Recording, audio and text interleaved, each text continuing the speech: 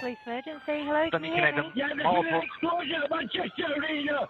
Explosion at Manchester Arena? Yes. It's believed to be a single bomb. It appears to be a nuts and bolts shrapnel type device. There are multiple casualties. Yeah, as many ambulances as we can at the moment. We've got very few.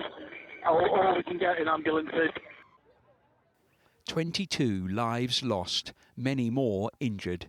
But now the inquiry highlights what it calls significant and unacceptable failings in the emergency response, saying people were desperate for help, waiting in vain for it to arrive.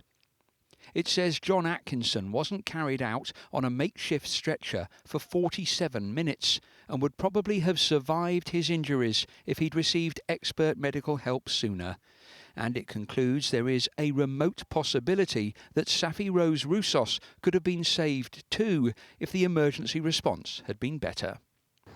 Jon's family said their questions had finally been answered and issued a statement through their solicitor. As we know from witnesses, Jon kept asking if he was going to die. Jon must have known that he was dying, and the pain that causes us to say that is too great to put into words. This should simply never have been allowed to happen.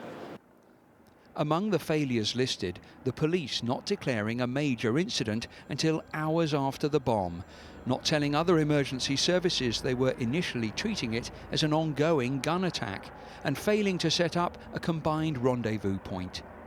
The ambulance service didn't send enough crews sooner, didn't get enough paramedics into the site of the blast, and left stretchers in ambulances, which meant advertising hoardings were used instead.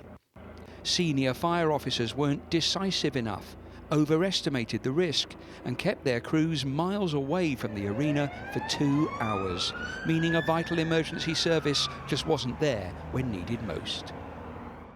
We heard heartbreaking evidence of the injured and the rescuers who were in the city room, hearing the sirens of ambulances, knowing paramedics were close by, expecting their imminent arrival, only for them not to arrive in the sort of numbers which were needed. All in all, we've had a good night, and it's been a great atmosphere. Larger than life, much loved and much missed, Martin Hett was among those killed in the explosion. I have a Martin-shaped gaping hole in my soul.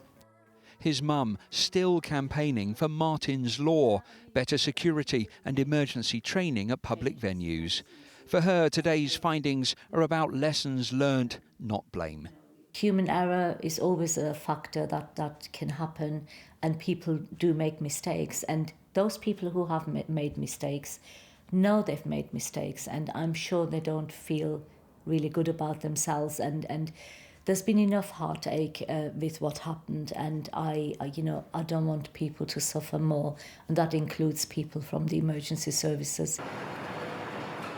Not far from the arena, the Glade of Light Memorial, the names of those killed. Among them, 2 names that, if the emergency response had been different, might never have been written here. Peter Lane, 5 News, Manchester.